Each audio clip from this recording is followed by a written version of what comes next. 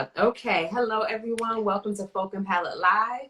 I'm Tinja Young, and tonight we are here with Chef Liesha, and we are going to chat it up, cook up some food, and just talk about her food journey and like where she began and kind of how she took on the role of food activist and all these other amazing things that she has done and that she continues to do.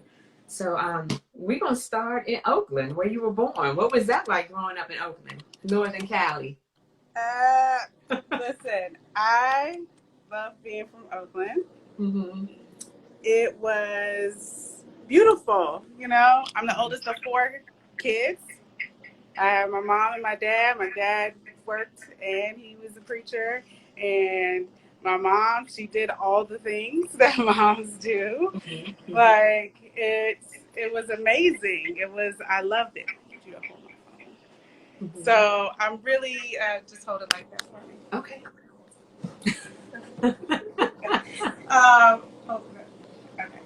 So That's perfect. basically, I really, really just grew up around love. Right. You know, Right. like all the love. And as it before your, from my understanding, before your little sister was born, you were growing up watching PBS. So remember back in the day, before Food Network and all that, you had PBS. So you may have had what, Julia Child, Martin Yan, and a couple other folks.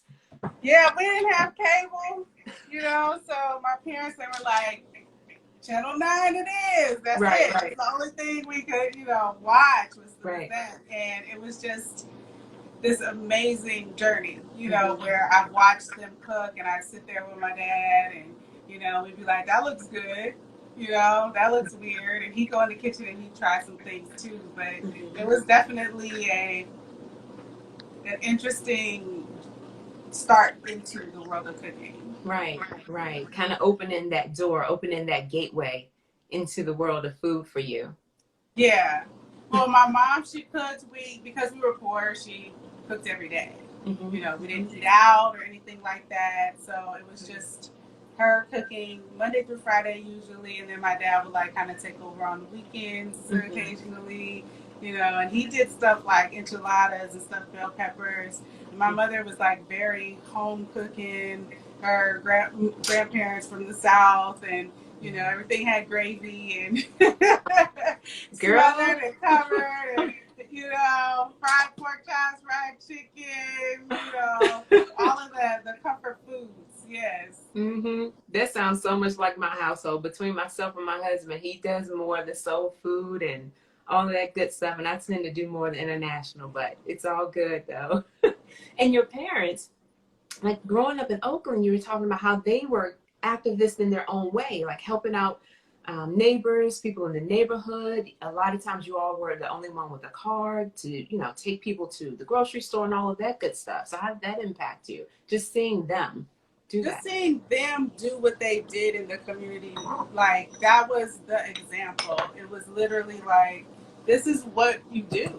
There was no conversation, lessons taught, or anything. It was just literally brother so and so, sister so and so coming over.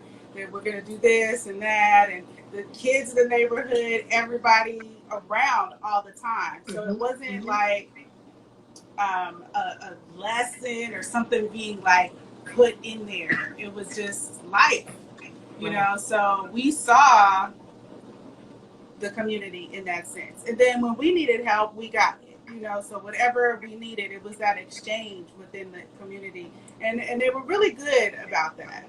Right. It was just had a lot of aunties, a lot of uncles, a lot of aunties and grandmothers. I was very grandmothered. I had both of my grandmothers for a very long time, but then the older women in the community mothered my mother too. Right. So there was that. Right.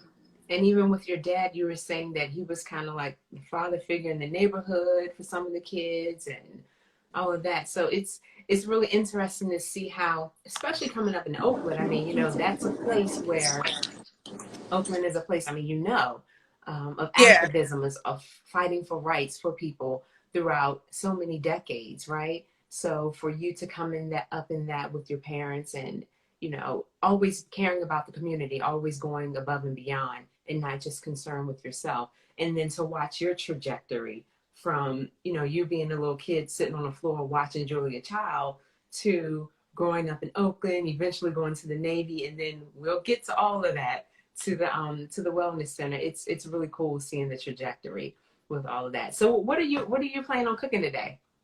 So I got a bunch of stuff on my table here. We got some spinach, some mushrooms. I saw the Brussels sprouts and was like, yeah, I'm gonna get those. And then we got some salmon here. So we're gonna this is a ratatouille thing. Mm-hmm. I literally did not know what I wanted to make. Okay. I just went in the store and was like, tell me what to make.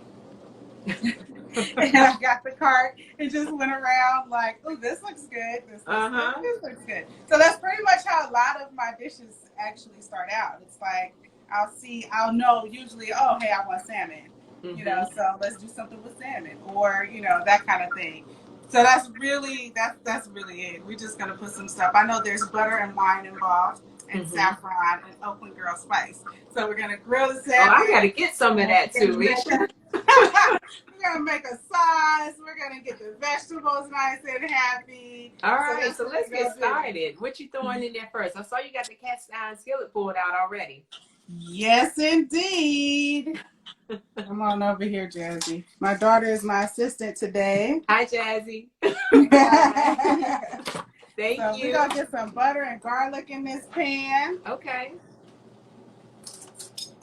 And while you're getting your butter and your garlic in the skillet, so I hear that you're just this in high school and just in school in general. Well, you all moved around a lot.